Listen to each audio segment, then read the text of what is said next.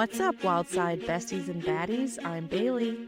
And I'm Chelsea, and we're here to walk you through the wild sides. From homicides to hosticides and everything in between. We're so glad you're here, so buckle up and enjoy the ride. What's up? What's up? It's a Wednesday. It's me, a Chelsea. And it's me, Chelsea. What's up, guys? Happy Wednesday. So glad we're here. One of our favorite times of the week. Yes. Good news, real quick. Good news is we think that IT was able to recover all of Dr. K's interview. Yes. And so I have to do a double check deep dive on that, and hopefully it's all there. And then hopefully we're going to be able to release that on Friday. Yes. Yeah. I was going to say, I would have been really sad because, like I said, of all of our interviews that we've done, I thoroughly enjoyed Dr. K. So I would have been really sad if they wouldn't have been able to recover that. So I don't think I have any news. I just want to say that I have lots of fears. If you guys don't know me, hi, I'm Bailey, and I struggle with anxiety. And one of my biggest fears is that we run out of people to interview, and then we just don't have any interviews to drop. Yeah. It might happen. I mean, it might. I don't know. There's a lot of cool people out there who are... I don't think we would run out of interviews as far as maybe like timing. We reach out to a ton of people, and they're all tied up, and then we have like a month where... Yeah, that's true. We have nothing, but we're going to try to not do that. Yeah, because I like them. I hope you guys like them, because I don't want them to go away.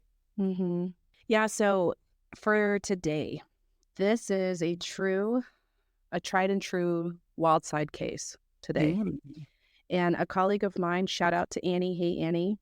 She stopped me in the hallway at school, and she was like, I have a case for you. Ooh. And she sent me several. She sent me some really cool ones, but the problem is a lot of the ones that she recommended, they've been covered 1 trillion times. Right. And I was just like, oh, this would be fun to cover, but I think people would get tired of hearing it. But this one, there's a little bit of coverage on it, but not a whole lot. And I was just like, I can't pass this up because it also is like a personal conviction case. So it's hashtag triggering for me.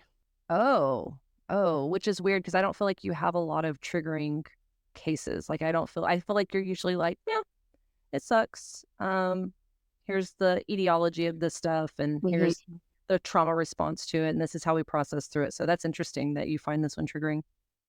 Yeah, because it's involved with enabling. Okay, yeah, I can see why that would trigger. For those of y'all who don't know me, one of my biggest pet peeves as a therapist is people who enable other people. It really burns my bread. Burns my biscuits. There's nothing worse than burnt biscuits. Oh, and you're so excited for those biscuits to get out. I know. Ooh, they really make a meal, but man, I hate when they're burnt. So yeah, there's going to be some enabling in this case. So there's a lot that goes into it, and I have a lot to say on this. I was going to say, did you have like a whole laundry list of things that you wish you could say, like as a therapist? Yeah, part of me was like, Chelsea, you're going to interview me for this. I'm going to be your expert interview for this case. And you can ask me all the questions. You know what? That would not be a terrible idea, actually. What? We should interview you. Oh. I mean... Who's we? Would I interview myself with you? I don't know. I'm sure we could find somebody to interview with me for you. Like, that would be cool. We should actually get like... a listener, and like, that could be the third person. Ooh, that would be fun. I don't know. I mean, think about it. I think people would be like, I don't want to hear Bailey talk anymore than I have to. Or they'd be like, this would be super interesting. I don't know. I think we should. I think if you want to help me interview Bailey, then you should email us or DM a slide in our DMs. Yeah. I'll call y'all's bluff. If nobody reaches out, then that's an indication that people are like, yeah, I'm not interested in that. Hashtag womp womp. But if you're a listener and you want to come on our show and I could be the expert interview, there you go. We can do it that way. Like I said, I'm always curious as to how your thoughts on cases, which I know is hard for you to do because you can't diagnose. I mean, there's just a lot of boundaries for you. Yeah. So that might actually be a cool idea. Yeah. Yeah, let us know. wildsidepodcast@gmail.com. Let us know your thoughts if you want to come on the show. Whoop, whoop. Womp womp. All right, so we're going to get into this case, and it's a lot. And we're going to have a lot to say. This is going to be a long episode. I can feel it in my phones. I feel it in my fingers. I feel it in my toes. Yeah. And if you really love Christmas, and if you really love true crime, come on, let it show. Yeah. So we are back down in the great state of Louisiana for this one. Oh. I told Bailey the other day, like, the older I get, the more I'm like, I kind of miss the dirty. I miss the deep South. I hated living in the deep South growing up. I think I did, maybe everybody hates where they live when they're growing up. But when we went to Tyler, Texas this past week, there was a lot of seafood joints and just like an abundant supply of po' boys. And I just was like, man, I like thick trees, tall trees, po' boys, sweet tea. And I just was like, this feels good. This feels really good. So I kind of miss it. Yeah. I think if we ever get to the point where we're big, then I want to get a Volkswagen van and we'll drive around the country with our Volkswagen van, and then we'll have like a actual professional recording studio. Yeah. That'd be fun. Cool. That would be fun. All right, you guys. So let's do this. Let's do it. Do it. We're going down to a small town in Louisiana, right outside of Baton Rouge. Okay. In this case, Baton Rouge. You know what Baton Rouge means? Red stick. Wow. That's anticlimactic. What about if I said it red stick? It's much better. It's much better. All right. So here we go, you guys. This episode is what I'm titling Loved Her to Death. Heartbreaking case of Lacey Fletcher. Lacey Ellen Fletcher was born on November 25th, 1985 to Sheila and Clay Fletcher. For the most part, Lacey had a pretty normal childhood growing up with her parents in Louisiana. However, as Lacey began to reach the school age, her parents realized that Lacey struggled with some things that gave them some concerns. Eventually, their concerns would prove correct, as Lacey was diagnosed with social anxiety and a, quote, severe form of Asperger's, so she was on what you would call or refer to as the spectrum. Okay.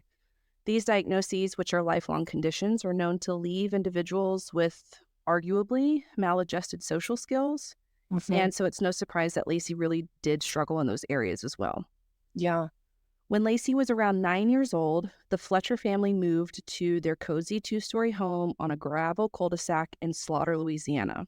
Okay. The couple regularly attended a Baptist church in nearby Zachary and tried to make a solid life for themselves. Here in Slaughter, Lacey began to make friends with children who lived on the same road and around their neighborhood.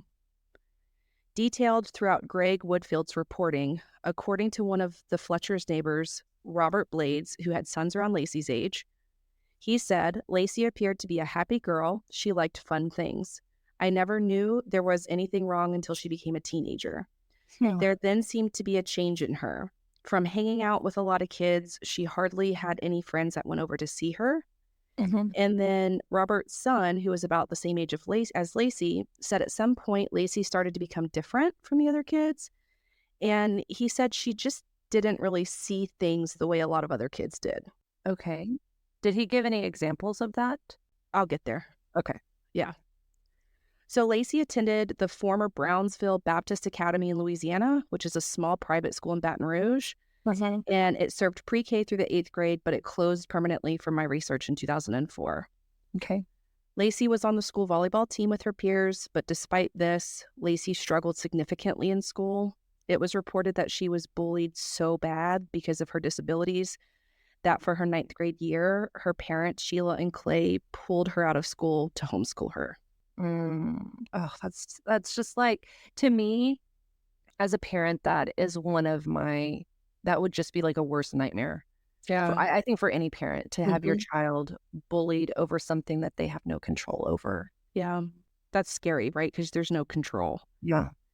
So the Blades, the neighbors, again, acknowledged that well into high school, Lacey was different from other kids her age, and she was not what you would consider your typical teenager. Mm-hmm. She was super shy, withdrawn, and pretty socially awkward. Mm-hmm. Robert, again, that same neighbor, said that Lacey was very smart. And Robert's son, being a teenager, noticed that Lacey wasn't as mature as the rest of the kids her age. She was still childlike in her mentality and preferences. Mm-hmm. So instead of being into like NSYNC or Backstreet Boys, like the other high school girls her age, she was into Disney movies and country music. I mean, is that a crime? I was literally like, I am Lacey now. I was like, I'm feeling triggered in this because, I mean, Yeah. okay. So the neighbors again, they reported that soon after being pulled out of school, Lacey quickly began to retreat into isolation as her struggles with being on the spectrum and her other disabilities accelerated. Yeah. According to an article by Jennifer Medlicott, Sheila and Clay struggled with Lacey's conditional decline as well. Neighbors who knew the family knew that Sheila and Clay really struggled with becoming primary caregivers, like moving into the role of being a caregiver and not a parent. Right. Yeah. Yeah. I mean, I think that's pretty normal because I think on average, most parents don't have children expecting there to be significant problems. Right. And so I think it's normal for people to be like, it's going to be a normal, I'm going to have a kid. I'm going to be a parent. We're going to do all these things. And if your kids struggle with things, outside of the bell-shaped curve, I think our expectations can really get the better of us. You know what I mean? Oh, yeah. Yeah, absolutely. I mean, having a kid that is by no means on the spectrum, but having been diagnosed with dyslexia and things like that, yeah, there's a transitional phase of kind of saying, okay, this is my reality. We're going to have, different, what am I trying to say? Expectations. Implementations, different criteria, different I don't know what I'm trying to say. Go ahead, continue. I'll stop.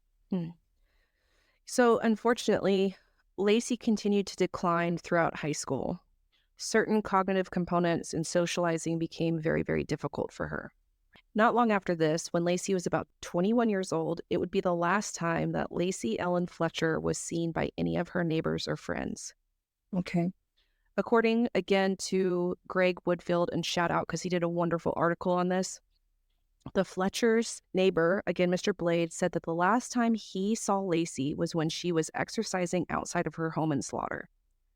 Mr. Blades had spotted Lacey exercising, carrying around small weights around the neighborhood.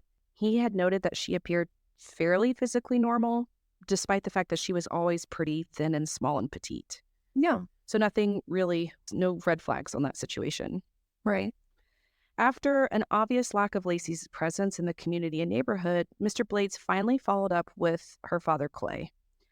At this point, Mr. Blades had not seen Lacey in about 5 years, and so he asked Clay how Lacey was doing, why he hadn't seen her in a while. He was like, hey, did she go off to college? Did she get married? Because she'd been about 20, 21 about this time. And he noted that Clay was like, nah, she didn't move away. She didn't get married. She's still here. She's doing fine. So Clay didn't provide any further explanations to his neighbors. And Mr. Blades said that he just kind of dropped the subject and moved on because there wasn't anything suspicious about what Mr. Clay said. He was just like, oh, that's interesting. But, life goes on. People get busy. We miss things. And so, to this neighbor, Lacey had always been pretty withdrawn and isolative. And so he was just like, okay, I probably just missed her whenever she was out. Yeah.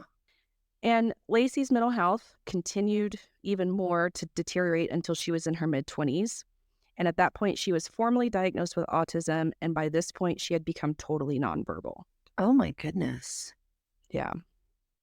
Now, we're going to fast forward to the year 2022. Okay. It had been years since anyone had seen Lacey outside of her house in Slaughter, Louisiana. And by this point, she would be 36 years old as of 2022. Mm-hmm. By this time, she had not been seen by a single soul outside the walls of her home for nearly 15 years. Okay. Weird, right? I mean, yeah. Yeah.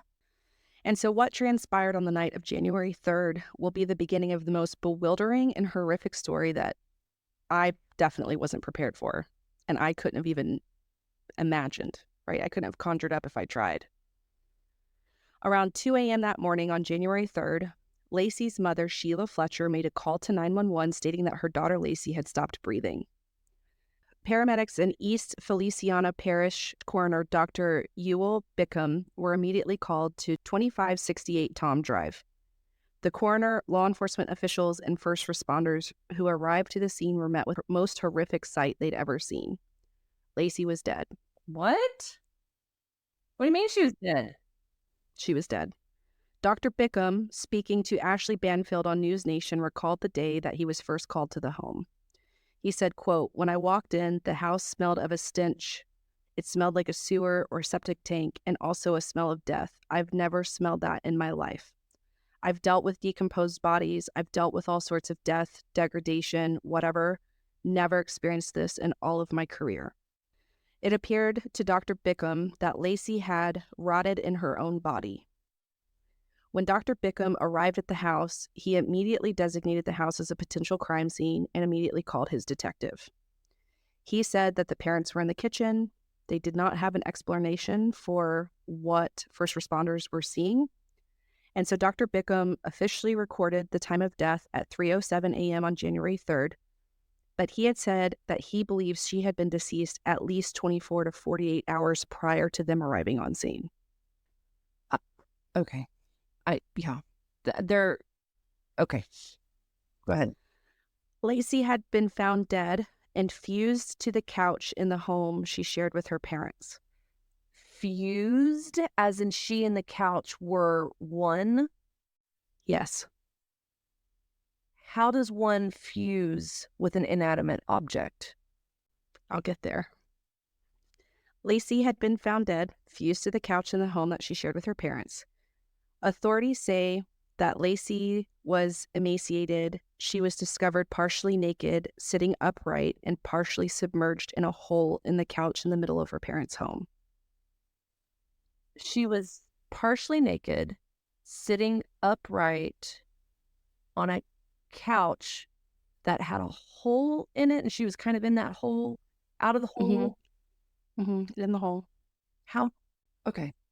Dr. Bickham noted a wet spot behind the couch, noting it likely to be a pool of urine. Lacey had sunken into a waste-filled crater in her family's living room couch. Her hair was matted. She had ulcers on her underside, fecal matter crushed into her face, chest, and abdomen.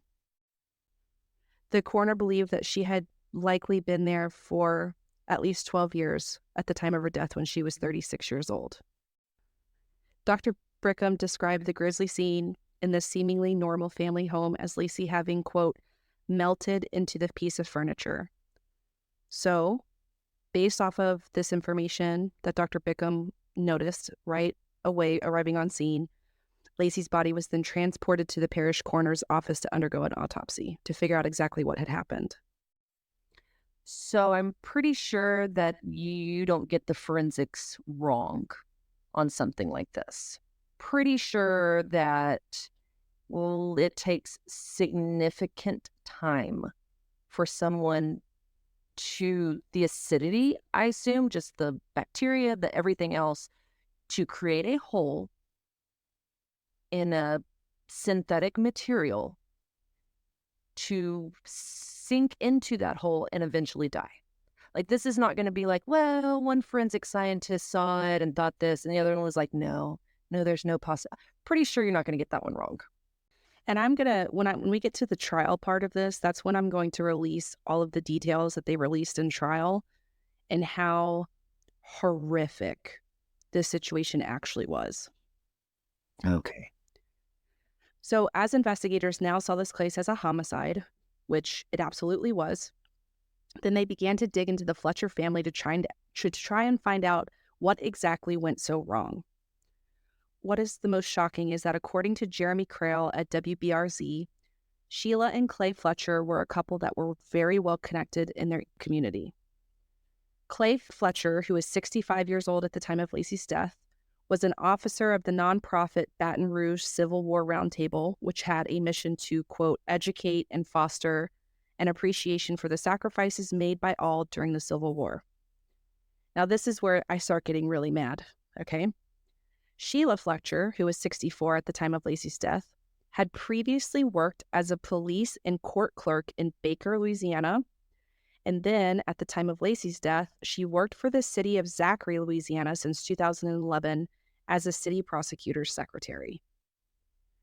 According to her LinkedIn page, she had also been a slaughter official who was on the town's board of aldermen as of January 2022. She had served for 4 years, most recently as part of the mayor pro team. Okay. So she is educated and well-connected, able-bodied. Yeah. Yeah, and we're going to get there. 3 weeks after Lacey's death, Sheila resigned from her role as a town alderman, but not before she was placed on administrative leave, because on April 26 was when a journalist by the name of Chris Nakamoto with WBRZ, they published details of Lacey's death, which exposed the shocking neglect that went on inside the family's home. So they posted this journalistic piece. She was put on administrative leave because the community was just like, no, we can't have you working for us, knowing what you did. Now, during this time, after Lacey's death, the news of what happened in the small community north of Baton Rouge shocked everybody around. According to an article by Ruth Bashinsky and Harriet Alexander, a colleague of Clay Fletcher, a man named John Potts, was reported as saying in his initial reaction to the news that he was in shock because it didn't match his experiences of him. He said, "Clay's completely different than what you would expect of someone like that to be. The details are horrific. There is no doubt about that, and I can't conceive of how something like that can even happen." There were reports that after this news broke, other neighbors didn't even know that Lacey existed. So here's the deal. I'm slightly conflicted on that. And the only part of it that I'm conflicted on is I literally found out that one of the girls that I sub for, I see her like all the time, lives on my street. And I had no idea that she lives on my street. So I get it that, I don't know, like communities aren't maybe how they used to be as far as people hanging out in their front yards, backyards. I don't know. We're a busier society. So I get that people don't know, things about their neighbors. Yeah, and I understand that. But I think at least how all of the reports made it sound was this town slaughter back in like 2020 had a total population of like under 900. Oh, okay. So it's a really small community. Yeah. There's a lot of space between neighbors. So it's not like a subdivision that like is true. you live in now. That's definitely, that really kind of changes things, actually. And so despite the horrific circumstances surrounding Lacey's death, no arrests were made at the time of her death and no charges were filed for several months. Sheila and Clay maintained their innocence, insisting that their daughter was, quote, of sound mind and that she chose not to leave the living room. They claimed that they brought her food and set up a potty, but she was afraid to leave the couch. However, according to an article by Colin Kalmbacher, after seeing all of the details from this case, District Attorney Sam Diakila was intent on pressing charges and requested the maximum sentence of 40 years. Diakila said, quote, "We want to stand for children, elderly, and infirm persons that cannot speak for themselves and bring attention to these situations to prevent further abuse, mistreatment, or neglect. We consider letting a person under your care, custody, and control deteriorate to the point that her untreated wounds expose her bones, a very serious crime, and the penalty should be life imprisonment." Yeah. Yep. So in early May of 2022, a formal indictment was issued against Sheila and Clay Fletcher on charges of murder in the second degree. So the DA was going after second-degree murder. Their bond was set at $300,000 each, and they were able to quickly bond out of jail. Quickly bond out? I don't know if if it was their own finances or they had family and friends. I'm not really sure. What's even more frustrating is just a few days later, on May 8th, the Fletcher's defense attorney, Stephen Moore, filed a motion to squash the indictments against the Fletchers. He argued that the served documents to the DA's office were different from those filed with the local court clerk. This attorney alleged that the district attorney seeks to convict the Fletchers of second-degree murder by improperly amending the indictment so the state can attempt to convict by a lesser burden. So essentially there was different wording in what was filed and what was on the indictment. And so he's saying you can't have that. It changes the assumption of the charges. Mm-hmm. And so on May 30th, 2022, District Judge Kathy Betsy Jones tossed the second-degree murder indictments against Clay and Sheila due to defective language in those charging documents. So it was thrown out on over technicalities, essentially? Essentially, yeah. Mm-hmm. The Fletchers would spend nearly 18 months denying second-degree murder after being indicted twice by a grand jury in Clinton, Louisiana. But again, due to legal mishaps, it would be another year before justice for Lacey would formalize in the court system. So finally, about a year later, in June of 2023, an East Feliciana Parish grand jury re-indicted Clay and Sheila Fletcher, this time on manslaughter charges. Okay, because they can't indict them on second-degree murder because that's already been thrown out? I think so, yeah. Okay. Yeah. So this, again, like you said, it was reduced to manslaughter after they agreed to plead guilty to the reduced charge. The pair's attorney, Stephen Moore, said Clay and Sheila Fletcher had no intention to harm their daughter, adding, quote, "They were negligent, yes, it is clear they were negligent, but they loved her to death. That is the true statement with the Fletchers. They loved their daughter to death." Now, I hear what he's trying to say, okay? But wait until you hear the details of what happened to her and what she went through. And we're going to see if this is even a form of enabling, if this is a form of, I mean, it's neglect for sure, but I don't want to say like psychopathy, but damn, I just don't know. This is outside of anything I've heard of when it comes to enabling. So on February 20th, 2023, both Sheila and Clay Fletcher surrendered to the East Feliciana Parish Prison and were booked into jail to await their trial. On Monday, June 19th, 2023, the trial for Sheila and Clay Fletcher begins. Many people showed up to support the parents, while the prosecution brought in a victim advocate named Dana Levette to support their late daughter. WBRZ reported that Dana said, quote, "Nobody should have to have lived like she did all these years. They had so many resources at their fingertips, especially Mrs. Fletcher. Why she didn't utilize those resources when she was actually almost hand in hand with people that could help is beyond me." Yeah. And I just also want to say, I think it's great that they had a victim advocate show up to court. Yeah. Now, this trial was emotionally draining for everybody involved. The prosecution is arguing severe medical neglect, which should result in manslaughter convictions for both. The defense is saying that these parents were doing the best they could and were guilty of loving Lacey to death and enabling her to the grave. The prosecution shared with the court that in the years leading up to her death, Lacey, as I said, was autistic and was nonverbal. The investigative unit learned that the last time, are you ready for this, Chelsea? Mm-hmm. The last time that Lacey saw a physician was in 2002 when she was 16 years old. Oh my God. So that meant for nearly 20 years, Lacey was left unchecked, and sources said that there were no health insurance claims on her record. She wasn't taken to any institution for any form of treatment or clinical or medical interventions. The defense argued that Lacey's ailments left Sheila and Clay with little alternatives. They claimed that Lacey, on top of being autistic and nonverbal, struggled with what is called locked-in syndrome, or LIS. It's also known as pseudocoma.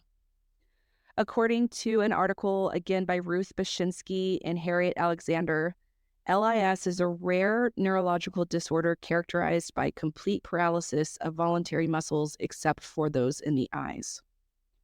So essentially, you can't move any part of your body except for your eyes. And they're thinking that Lacey had this? That's the argument for the defense, is that she had this LIS.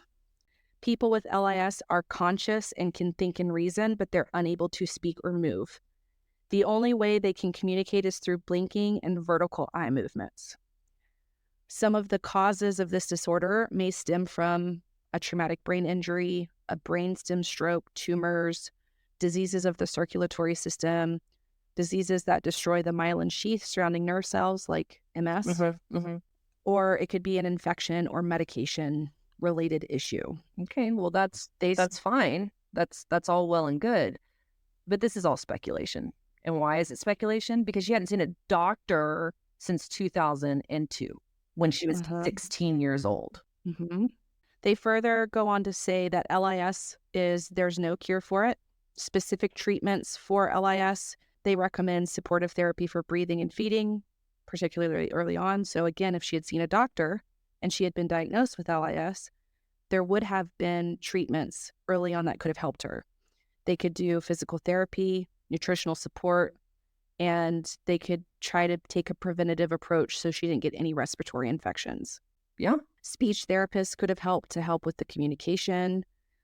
They have electronic communication devices to where she could communicate with people. I mean, right? Again, this is in the decade. This is modern times, people. This is not a case from 1787. There are lots. There's an app for that, if nothing else. Like, remember that saying, like, back in the 2000s, like, there's an app for that when apps were being a thing. And you literally just have to do a Google search. Yeah. That's it. That's all you have to do is do a Google search. Yeah, pretty much. Did I tell you, why Google search is a trigger word for me? Do you want to know why? Why? Do you remember Michael's nightclub in Gulfport, Mississippi, back in like the mid 2000s? I mean, yeah, vaguely. So my friend Kayla and I would go all the time when we were in college. Yes. And if y'all don't know, which most of y'all probably don't, in Gulfport, Mississippi, there's a naval base, and they're called what are they called? The Seabees. And they mostly do, I think, like construction for the Navy and stuff like that. And so Kayla and I were talking to these dudes she was talking to a guy, so I was talking to the friend, just, like I was broing out, whatever. And he was like, yeah, I'm a Navy SEAL. And I was like, oh, okay. Which he probably wasn't. I was like, so what does that involve? What do you do as a SEAL? And he was like, you want to know what I do? And I was like, yeah, sure. And he was like, why don't you go and Google it? Oh. I was like, bitch. I said, bitch. Yeah. So that's all they have to do is Google it. I could have figured out that homeboy wasn't a real Navy SEAL. Her parents could figure out that literally all they had to do is take her to a doctor, right? This is a garden variety of triggers for you, this case. I know. We're bringing up some deep, dark-seated things. Yeah, I know. So the prosecution argued, okay, so she maybe had LIS. But instead of seeking medical assistance for Lacey, you guys left her laying on the couch. And she couldn't obviously take care of herself. Correct. Right? Correct. So it was up to you guys to do that. And you had the financial standing to do so if you wanted to.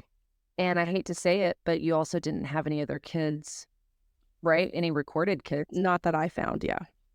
It's not like she was one of 11 kids. I mean, or she grew up in a dust bowl. Yeah. After the Great Depression. That's what I mean. Like, there are a lot of situations where I'm like, this could be justifiable, but I'm like, y'all are running out. Y'all are running out of excuses. And it gets even worse. According to the case file, Lacey's parents took her to a psychologist around 2000, so she would have been 14. And obviously they told the psychologist that she was struggling with severe social anxiety, so on and so forth. They came back to a doctor in 2010 without Lacey, and they said that Lacey was refusing to leave their home and was urinating and defecating on the floor. And this physician told them that they needed to get her hospitalized, but they never followed up. And so just because I'm angry, I want to be like, why didn't this physician alert authorities if they're hearing that this child is urinating and defecating on the floor? But I also don't know the details behind everything, right? I mean, at the same time, I feel like mandated reporting, isn't that what Dr. Feldman talked about? Like, you don't even have to have like verified proof. Like, you could just have information and you're like, hey, what do I do with this? I feel like I need to report, like, right? I'm not making this. Yeah, no, 1,000%. But we also don't know like how many of the details they shared. They might have just said she has severe anxiety and doesn't like to leave the house. And the doctor's like, maybe she should go to like an inpatient treatment center or be hospitalized for other things. I don't know. Yeah. But if this doctor did get the details and didn't file a report, this is why we have mandated reporting. Yeah. And I mean, if like, why weren't there follow-ups? Hey, you came into my clinic.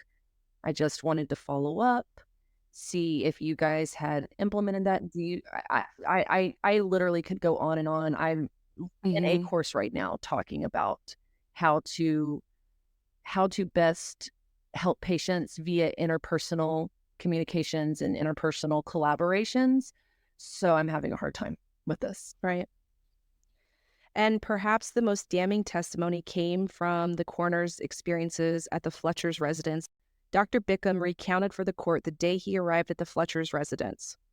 He said Clay and Sheila Fletcher were standing there. Clay was staying there, emotionless, and Mom had her head between her knees.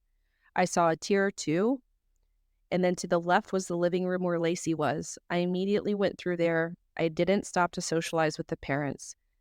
And he went on to say, I've never seen a homicide like this. I have never seen an individual, a human being, literally tortured and allowed to die while she is alive. I've never seen that in my life. I've seen decomposed bodies of someone that drowns and that you find their body a week later. That's one thing, and they're decomposed. Lacey did not decompose.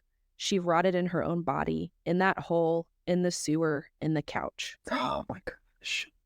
At the Fletcher's trial, crime scene photos of Lacey fused to the couch were shown to the jury. Experts testified that Lacey didn't move for what they considered and believed to be around 12 years, as I said. Dr. Bickham further testified to the court that the only thing I saw was a small bag of hard candy, and that was it. That's the only nourishment she probably had. I won't try to be too graphic, but in her stomach, she had the yellow foam from the sofa and feces. So you can take it from there. In her stomach? Yeah. You had yellow foam from the sofa? Oh my goodness. Meaning that whether the candy was stuck to the couch and she ate it that way, or she was so hungry she ate part of the couch, I don't know. Oh gosh. Oh, I wasn't even thinking that route. I was like, oh, that her body had open wounds and the foam got up in there somehow. Oh. No, it was in her stomach. Oh gosh. The coroner would go on to say there were live bugs and rodent excrement nearby, but in the home in Slaughter, Louisiana, on a really nice neighborhood cul-de-sac, the house, other than where Lacey was on that couch, was tidy. He again referred to the scene as sickening, saying that he's seen horrible things as a medical examiner and as coroner, but he's never seen anything as horrific as this. He argued that the parents were supposed to be the girls' caregivers and providers, but obviously she had not been to see a doctor in 20 years. He said it's unconscionable, something you make horror movies about. During the trial, forensic pathologist Dana Troxclair testified about Lacey's autopsy and the extent of neglect Lacey endured. Trigger warning for you guys, there's a lot here. You ready? Dr. Troxclair has revealed Lacey died from severe medical neglect, which led to chronic malnutrition, acute starvation, immobility, acute ulcer formation, osteomyelitis, which is a bone infection, which led finally to sepsis. So there is no question at this point that Lacey suffered immeasurable pain prior to her death. Forensic pathologist Dana Troxclair's autopsy report said Lacey had been found with maggots present in the, quote, perineum and areas of the decubitus ulcers. Decubitus? Okay. I don't know. Ulcers. He described Lacey as having, quote, extremely dirty, matted, knotted hair with feces and maggots. Insect bites to her left ear, face, and arms. They were present before she died. In his autopsy report, Dr. Troxclair further noted that Lacey suffered chronic bone infection with, quote, polarizable fibers, most likely from the couch, and maggots embedded in the exposed surface of the bones. Oh my gosh. Meaning they found fibers from the couch and maggots embedded in her bones that were exposed due to the wounds on her body from being immobile and staying in that couch for 12 years. Yeah. According to Yaron Steinbuch's article, Dr. Troxclair further reported that if the maggots would have appeared after death, there would have been at least a minimal presence of eggs or larvae in the region of the eyes, ears, or nose. These areas, together with any wounds, are the preferred spots for colonization. However, there is no evidence of decomposition at the time of the autopsy. Therefore, it was determined that the maggots were present prior to death. Oh my gosh. She was alive when maggots were living in her sores and her wounds and were not there because she died and because of decomp. Right. How can you let your child sit on a couch for 12 years in their own feces, in their own urine, with ulcers and holes to the bone and maggots feeding in your open wounds? I mean, I feel like dogs get better treatment than that. Mm-hmm. Absolutely. And what is sad is I feel like neighbors would be more inclined to call authorities over animal abuse than abuse of another human being. Yeah. Mm-hmm. And I hate to say that, but I feel like that's... There's somewhere in here that the defense attorney was like, we don't even treat animals like this. Yeah. Right. The coroner added that it would later be determined that starvation was a contributing factor to her death. She weighed about 96 pounds when she was found. Officials would go on to say about this case that it was absolutely a situation involving, quote, acute medical neglect. Yeah. As I said before, just to summarize the horrific conditions that Lacey endured, her cause of death was listed as sepsis due to a chain reaction of multiple conditions, including a bone infection, prolonged immobility, malnutrition, and, quote, severe chronic neglect of a special needs individual, and would now be deemed a homicide after the completion of her autopsy. According to an article by Chris Rosato, DA Sam Aquila shared during the Fletcher's trial, you know you wouldn't treat your animals like that. If you had a horse that was in the stall behind your house and you go back there and the flesh is just gone from its body and you can see bones, I mean, you wouldn't even treat your animal like that. Yeah. He continued, when you look back at it, you wonder why. How could this happen? You know, I think that's the biggest part is like, at what point in the, wow, you said like, when did they officially stop seeing her out of the house? You said 2000. The last time she was seen, I think she was like 20 years old. And she was 36 when she died. Mm-hmm. So we're just going to say, at what point in the better part of 2 decades, there were so many opportunities, right? Like there were so many opportunities to be like, this is above our pay grade as a parent. We just are not, we can't do this. I think it's time to seek something. There's so many points. There were so many points that you could have turned that car around and just been like, you know what? I messed up. Let's take her to the hospital. Mm-hmm. And this is why this case gets me so riled up, is because y'all know me. I try to play a very Switzerland, a neutral party, right? I really try to see things from both sides. But when it comes to blatant neglect and abuse, that's where my tolerance really starts to end. Yeah, that's kind of my line. That's my line in the sand. And so Stephen Moore, Sheila and Clay's attorney, notice I'm not calling them Mama Sheila and Papa Clay, because fuck that. Right. Sheila and Clay's attorney argued for his clients that at no point did Sheila or Clay Fletcher ever have a single intent to harm their daughter. They loved their daughter to a fault. Their life revolved around Lacey Fletcher. They lived for Lacey Fletcher. Mm-hmm. And I don't know how you can sleep at night being an attorney trying to convince somebody of that. Like, no. Mm-hmm. No, that's false. According to the trial, Lacey had some issues that she went to see a psychiatrist for back in 1999 or early 2000, and that she had been antisocial. Her parents claimed that in 2011 to 2012, Lacey shared that she did not want to leave the house. Right, my 2-year-old doesn't want to leave the house, but she's going to leave the house if we have to go to the doctor. Well, sure. Or you know what? There are like mobile med clinics even. Mm-hmm. There are Yes. there are a million different resources. Mm-hmm. The Fletchers claimed that Lacey was able to communicate with them and that she apparently never complained. Lacey refused to leave the living room but had, again, quote, sound mind. I do not believe for a second that this child did not complain. No, there's absolutely, I mean, that would be involuntary wails or groans. You know what I mean? Like, for a body to be in that much pain, if Oh, you yeah. weren't consciously trying to do that, your body would unconsciously make those sounds. And like there was another report that the literal floor under the couch was buckled because of how much feces and urine was just there. The Fletcher's defense team shared that Lacey's parents are, quote, completely remorseful following her death.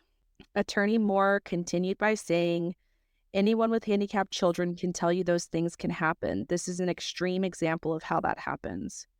They have taken responsibility. Now they look back. They can't believe they got into the position that they're in. They are good people who have never been in trouble in their life. They are great members of this community. People came to support them because that is not who they are. So I'm listening, because I don't do a lot of reading, if you will, but I'm listening to a book by Malcolm Gladwell called Blink. And it's fascinating, which I'm such a fangirl of Malcolm Gladwell anyway. Mm-hmm. But there was this study that was done, and the study consisted of kind of getting a survey of a person from their closest, friends, family, coworkers, and then they would have a person or a team that was part of this study go into this person's house for 15 minutes is all they got. They got 15 minutes. And in that 15 minutes by a stranger, people were more accurately able to tell them about this person. And there were categories in which it fell. Sure. But they were talking about, again, this idea of unconscious bias of like, what people present to other people. So essentially saying like, you don't actually know what you think you know 9 times out of 10. And what you think you know is usually clouded by bias because you're like, well, I work with him. Well, well, he sits on some board. He, they go to church, they do all the things. And all of that creates a narrative of unconscious bias. Yeah. So yeah, of course they were upstanding, good Christian community members. Sure. Mm-hmm.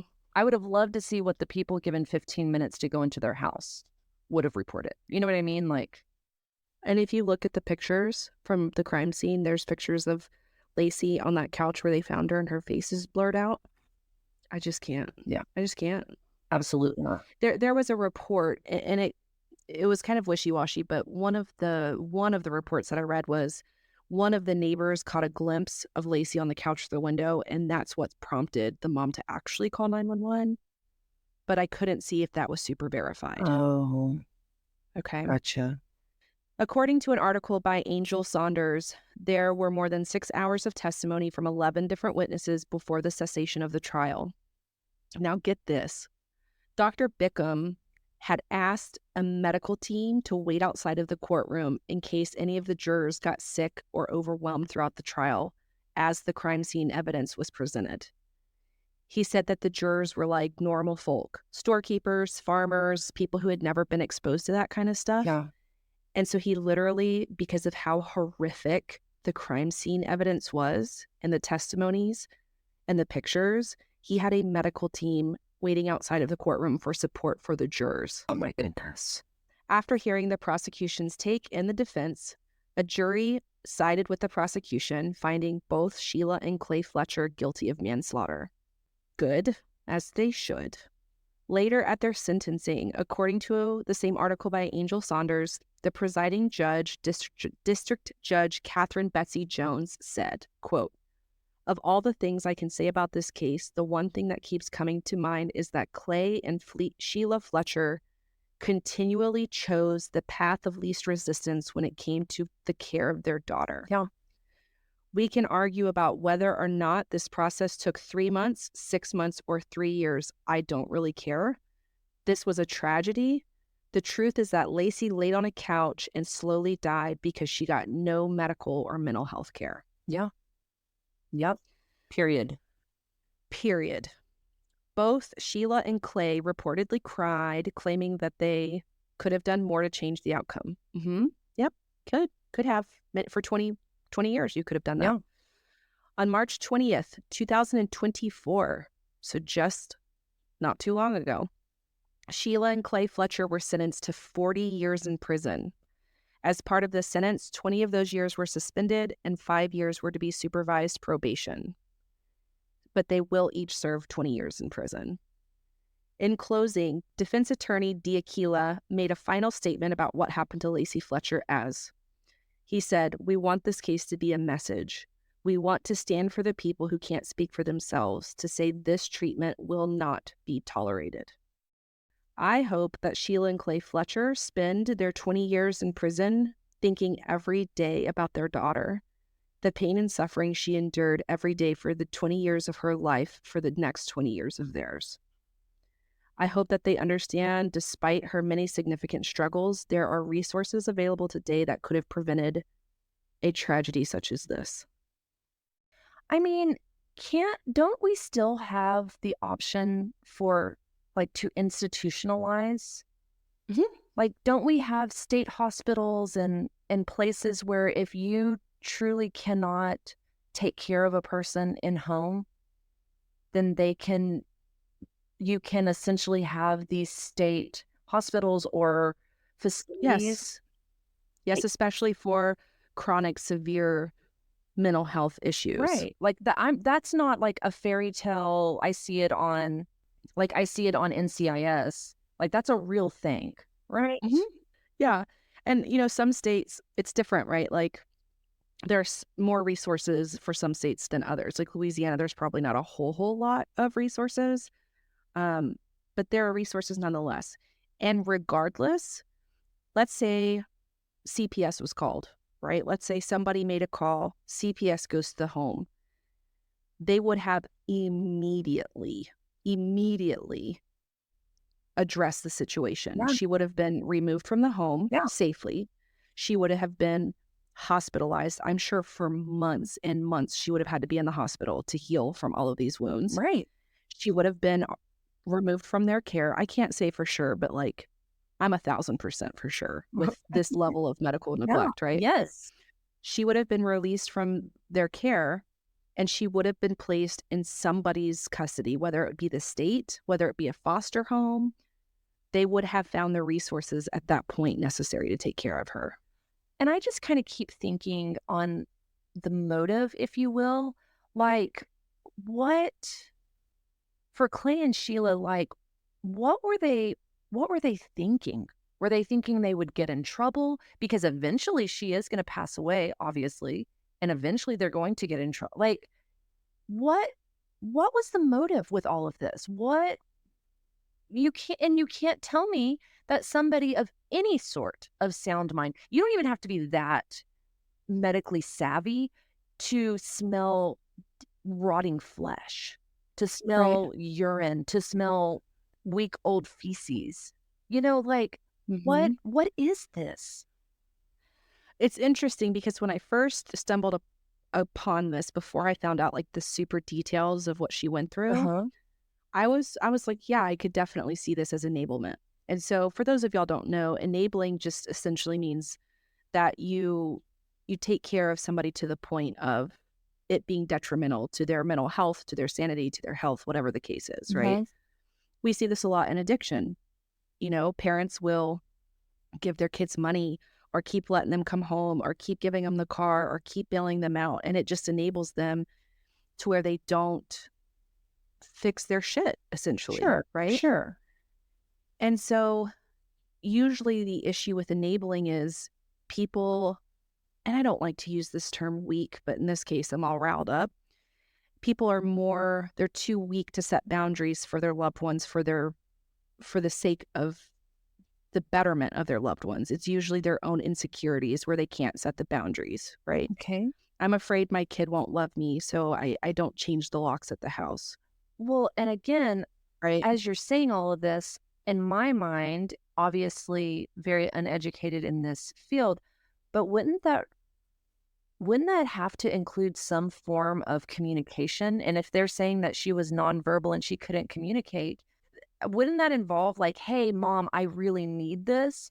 Let me continue. No. I mean, e enabling can definitely be behavioral even if there's no communication. Okay. And so, like, them putting potties up there, bringing food to her and not saying, "No, ma'am, we are not sitting on this couch. I don't care how socially anxious you are. Gotcha. We are going to get you to see a doctor. We are going to figure out what's going on with you Okay. because that's the best thing for you. You might not like me for it, Right. right? But them continuing to let her sit so long in a couch that there is a hole made, Yeah. that is enablement.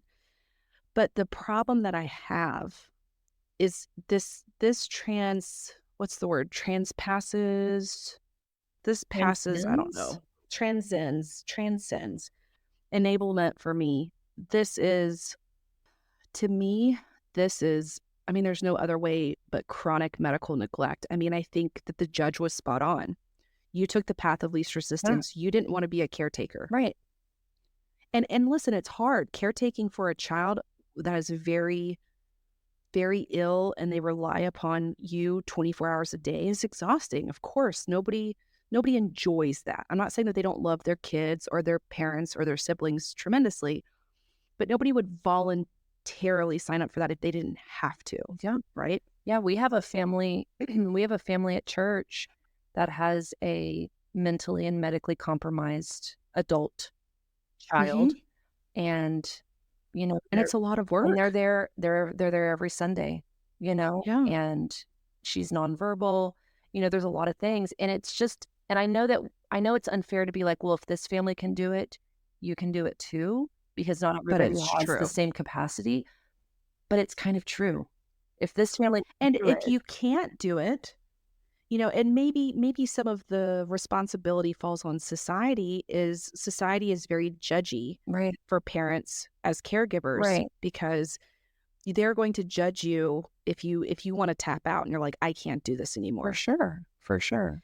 And I think that if we do a better job as society, saying, hey, Clay, Sheila, if this is too much for you, I can't imagine what you're going through. Yeah, I can't imagine what Lacey's going through, but let's get her to people who really have what it takes to help her. absolutely. That is your role as a parent. If you are not cut out to be the caretaker, then your role as the responsible party is to find somebody who is capable of doing that. Yeah, for sure. And on my own personal soapbox, I feel like this is also where, if you are a member of a church, this is where a church should truly step in and step up for members of their congregation. Mm-hmm. Um, I feel like that is a role in which a church should play, is taking care of their congregation. And I Yeah. don't think any church out there would disagree with me. So that itself is upsetting to hear that they were members of a small church, like you said, of a small community. And that people were like, Mm-hmm. yeah, they had this medically compromised child, and I don't ever really know what happened to him. They kind of stopped coming to church.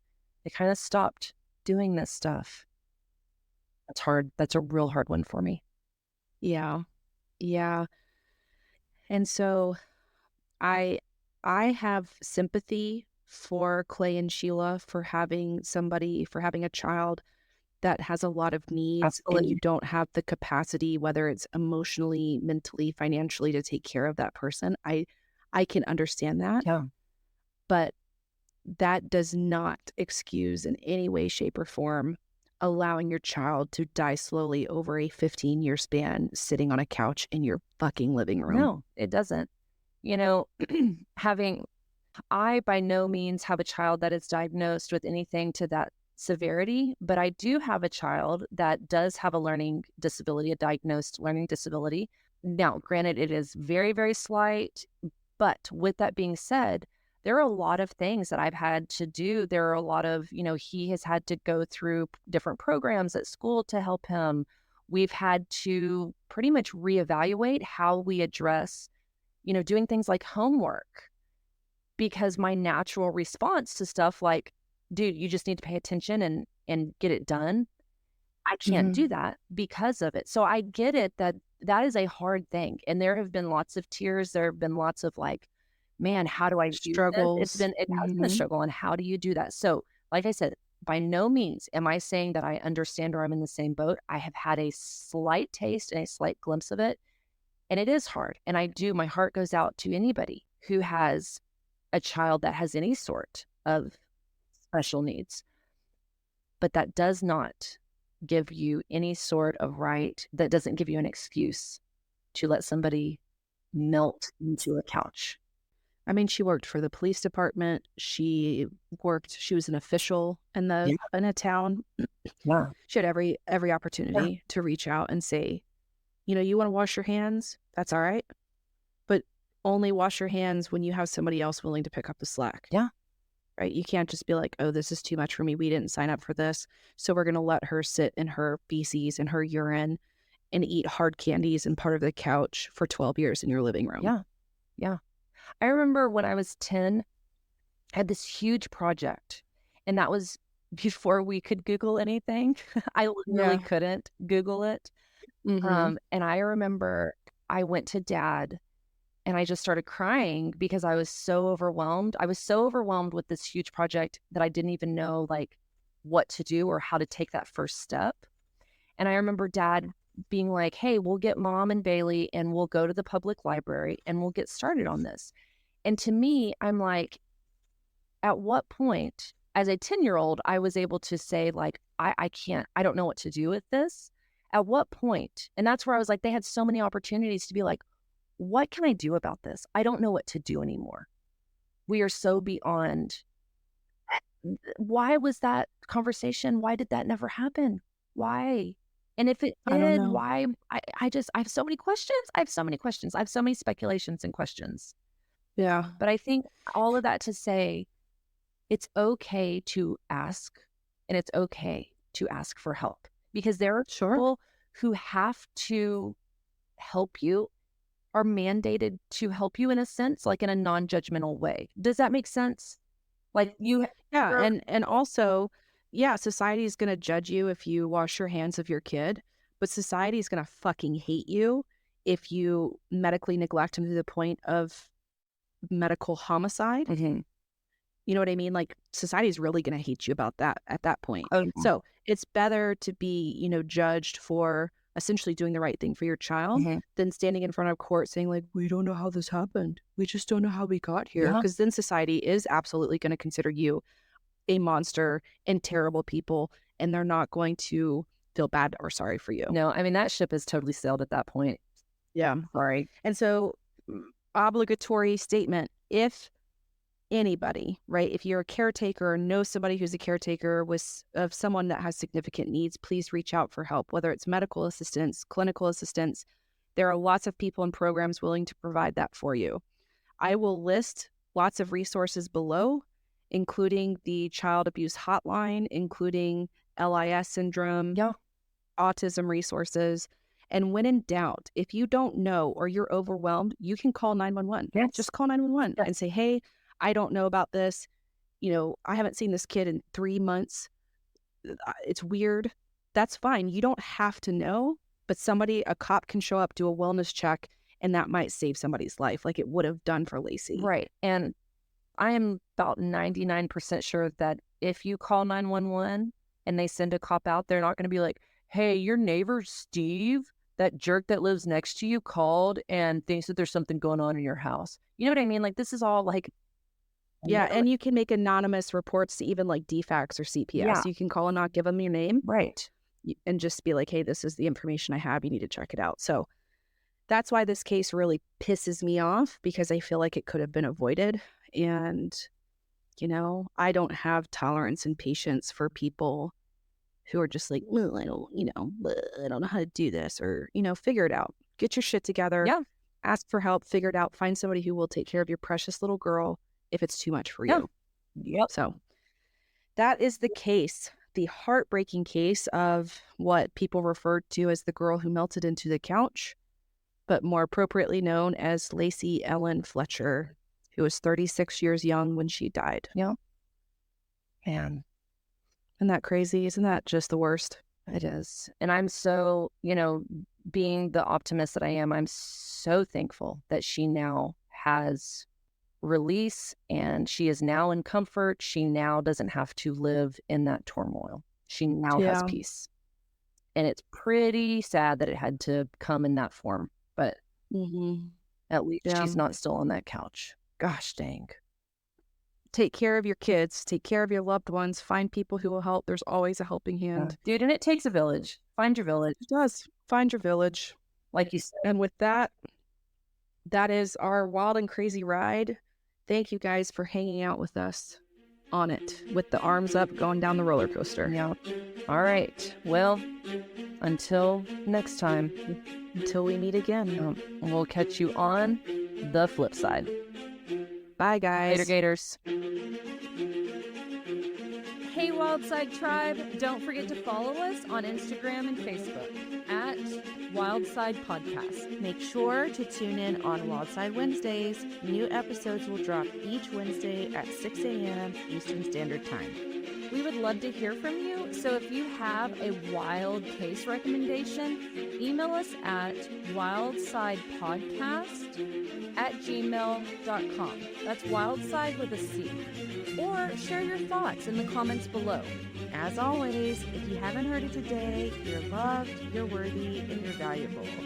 And we'll catch you on The flip side.